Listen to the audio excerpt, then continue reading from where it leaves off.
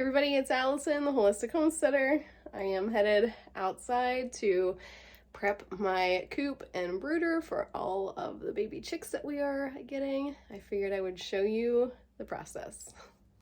There's Bear. Say hi. Say hi. There's Ruger over there. Ruger just celebrated his 13th birthday. A handsome old boy. The most ideal farm dog ever. It's still very much winter here, but we're finally through the thick of it, I think. I wanted to show you guys real quick here. This is the food that I buy for my chicks. I feed my layers and my meat birds all the same food here. I get this Nature's Best Organic Feeds Organic Chick Starter Grower. It is non-GMO, organic, and I buy it in these 40-pound bags. Now once they get up to size, for my layers anyway, my meat birds will only ever get this food here. My layers though, once they get to about 4 or 5 months old, I'll switch them to the layer mix, which has a different percentage of protein than this chick starter grower. And they'll be on organic food then. And then they're able to free range and everything too, which is what we prefer for them to do.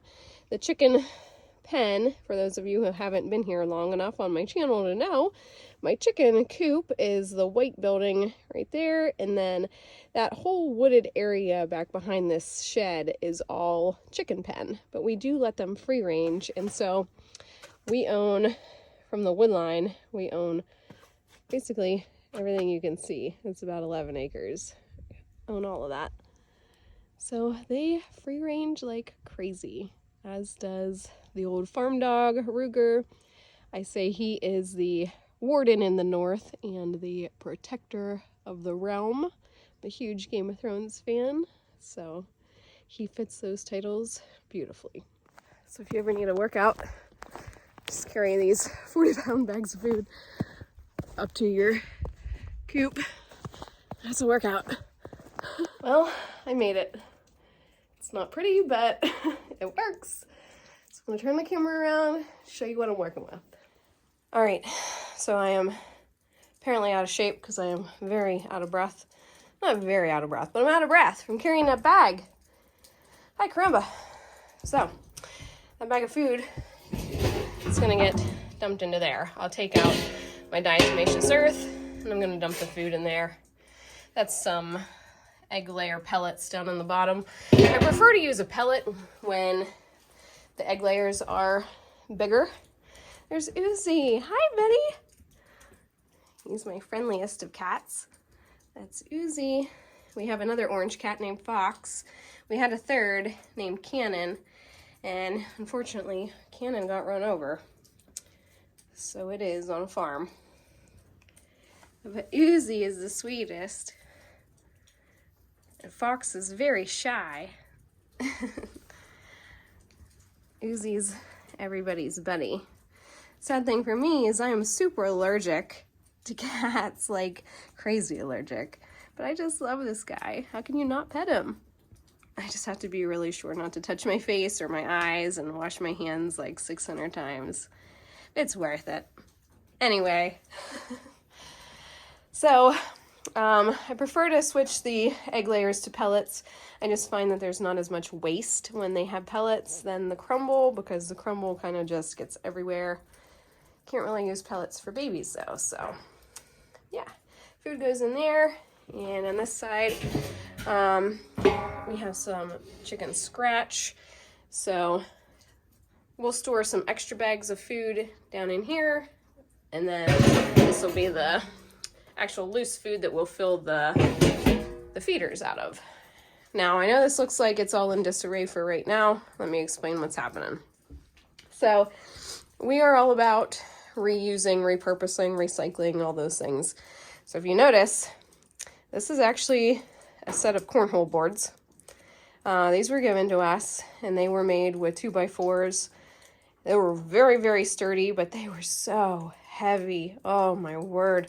They were the heaviest cornhole boards I've ever felt in my life. Ouch, that hurts. Get your nails off me. Vicious little beast. He says, you're not giving me attention, so I'm going to claw your thighs.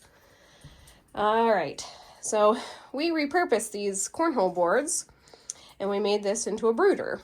My heat lamp is up there. We have it on a series of pulleys that it can be lowered and raised depending on the age of our chicks and how warm they need to be. You are terrible. He wants up. Okay, are you better? He says no, because your other hand is not on me, petting me. I'm gonna put down a tarp, and then just to make it easier cleaning, and then we're gonna put down about 2 or 3 layers of pine shavings. And I'm gonna get their feeder cleaned, their water cleaned. I'm not gonna fill anything though, because there's still another day or 2 away. And then I'm gonna do the same thing over here on this side. This is our actual like coop. This side of the shed is mostly just storage most of the year, other than when we have chicks. So we will move the meat birds over here relatively quickly. They'll all start off in the brooder, and then the meat birds are gonna move over here. They have their own heat lamp, again, on a pulley. And then that's the chicken door over there that we can raise and lower, again, on a pulley. And we have a few different roosts. We have a roost there, and a roost over here. Most of the time, the birds roost out in the trees in their pen though. We do have a few nesting options for them. We have these nesting boxes. I'm actually going to have Brian put boards here and here and make 4 small nesting boxes rather than 2 large. And then we have this pot that they like to nest into. That's where they lay their eggs. So, all right, Uzi and I, we're gonna get to work. I should point out really quickly too that over here, you're probably like, what is that contraption? So we have a hole. I'll just move everything and show you guys. This is what I was talking about in my Dollar Tree videos. There's a hole over here, and we have some kind of creature that's coming up and down out of that hole. I dumped some rat poison. Some of this is what I got. Tomcat Farm and Home. These are packs of the rat poison in there. So that's kind of a nice thing. It's a 4.1 pound bag, but then they're in little pouches. So you don't have to open like the whole container of it and worry about your animals getting into it or whatever. You can just use 1 pack at a time. There's the rest of my pack. So I just dumped like 1/3 of a pack down that hole, and then I just kind of, I'm ridiculous, and I covered it up with that bucket and some wood to hold it in place because I didn't want anything coming back up in here if I could prevent it. So that's what we got going on there. I'm not sure if it's a chipmunk or if it's a rat. So this is what I use for the meat bird waterer when they are still inside the coop. It's a 3-gallon waterer. You fill it through the top, and you have to close off the spigot in the bottom with this cap. You untwist the top here, and then once it gets to the 3-gallon mark, you put the lid back on, and then it's just gravity fed. You take the cap off the bottom, put it back up here, and then the water only gets to right above this little spigot, and it just self-feeds. I like the 3-gallon better than anything else that I found because it's not so heavy. When you have 25 meat birds, you want a good amount of water for them, but you know, carrying 5-gallon at a time that can get really hard on somebody's back, especially if they're gardening all the time and stuff. So I prefer this 3-gallon waterer. I'm gonna get it cleaned up. We have this kind of waterer too. This is called a hen hydrator, and it has the little nipples on the bottom, like a rabbit waterer, I guess, that the water will drip down out of, and then they just go up to these little pieces of metal that are sticking out, and the water will drip down into their mouth. You fill it out of the top, but it has to be hung. So Brian and I this spring, we are going to revamp our lean-to out there, and we're gonna figure out a way to be able to hang one of these waterers, because we think it'll be really convenient for summer and for having chickens. So, right, Uzi? So these sleds, these are actually, they don't ever go sled riding. I steal them and I use them to clean out my coop.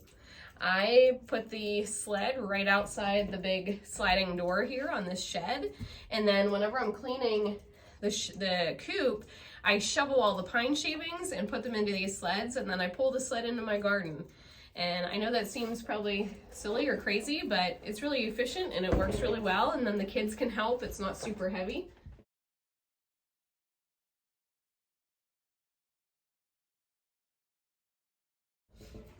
And these are the feeders that we use. Everything's pretty cruddy from last fall.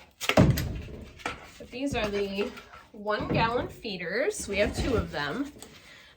You gotta watch these connections here because they do get filled with stuff, and then it makes it so your lid doesn't want to seat properly. I don't know if you can see that very well right there, but it's not the whole way in because there's stuff jamming it. And let me tell you, there's been more than one time that I have picked this up full of food, and this top part has totally come out of these connectors, and then I've spilled a gallon of food all over the place. So you really want to make sure, that's like the biggest tip with these, is making sure all of these are cleaned out underneath them. Like, look how gross this one is. Apparently nobody cleaned that before we put it away, so I'll have to clean those, but that's what we use for their feed.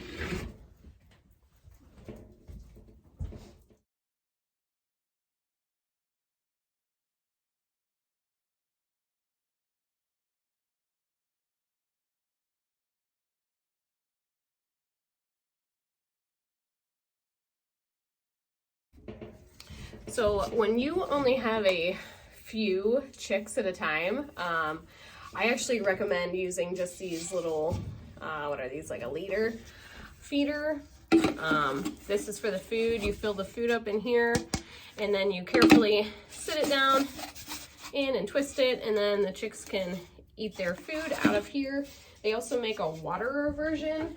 It takes the same exact container, and then again, I do it upside down, so I fill this with water, and then I put the lid on like this, and then I quickly turn it. It's like the big waterer in the fact that, like, once the water gets above this level, then it'll stop self-feeding. You just have to have it on a really level surface. So when you only have a few chicks, this is what I recommend. Or when the chicks are really little, I'll put out a couple of these, and then I'll just change it a couple times a day. I come up and make sure they don't have pasted butt, and I check their food and water. It's just a lot easier to deal with. You can also use mason jars in these, which is really nice. I just don't recommend that for winter because if they freeze, they'll crack, and then that's a mess. So, but a mason jar, a regular mouth, not a wide mouth, they do fit in here and they work perfectly. So I'm gonna have 2 of these ready.